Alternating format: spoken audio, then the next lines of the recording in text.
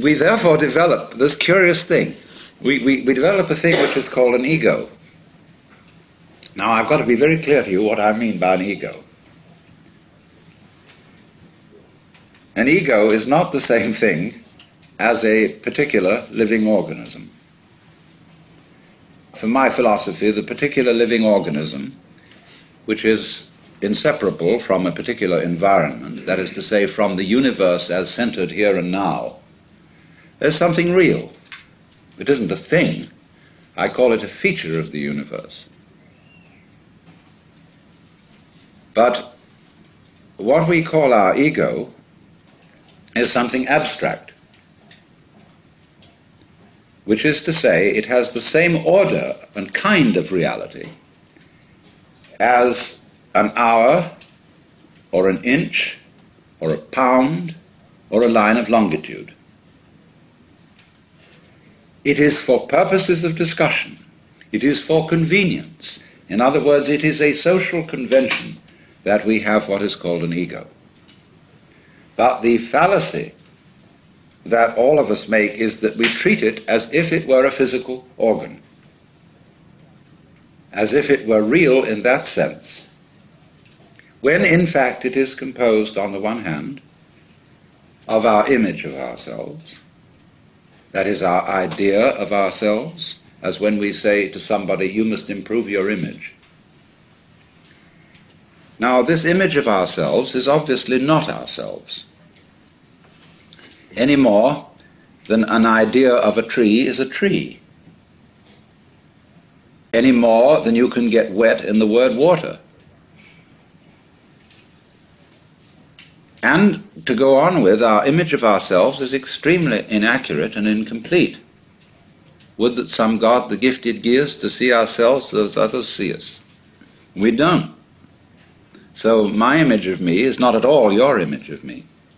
And my image of me is extremely incomplete in that it does not include any information to speak of about the functioning of my nervous system, my circulation, my metabolism, my subtle relationships with the entire surrounding human and non-human universe.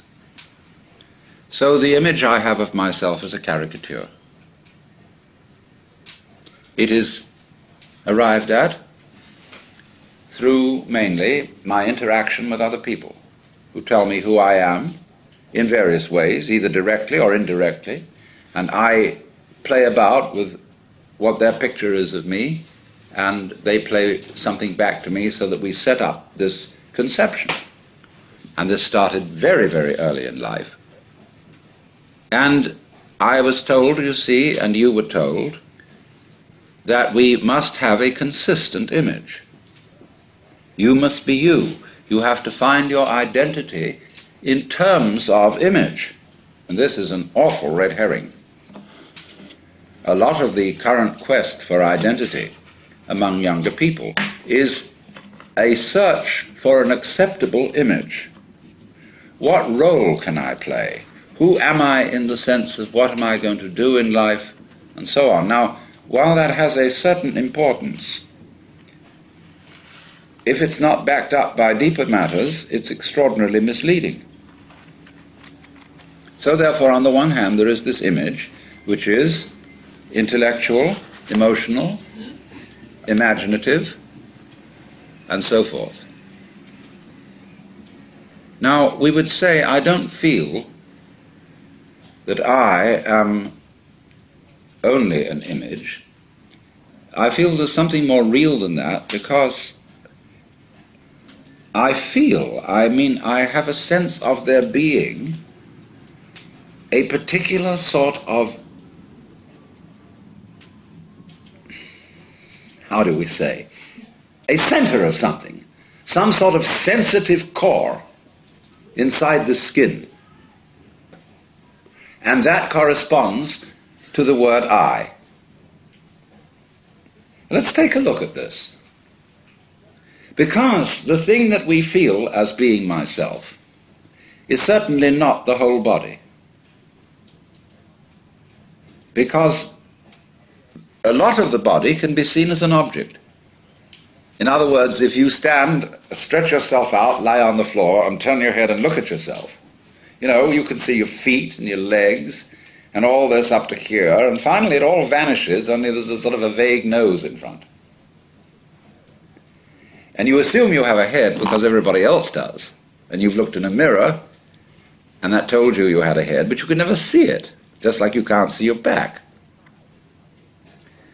So you tend to put your ego on the side of the unseen part of the body, the part you can't get at, because that seems to be where it all comes from, and you feel it. But what is it that we feel? Because if I see clearly, and my eyes are in functioning order, the eyes certainly are not conscious of themselves. There are no spots in front of them, no defects, in other words, in the lens or in the retina or in the optic nerves that give hallucinations. So also, therefore, if my ego, my consciousness is working properly, I ought not to be aware of it as something sort of there, being a nuisance in a way in the middle of things, because your ego is awfully hard to take care of.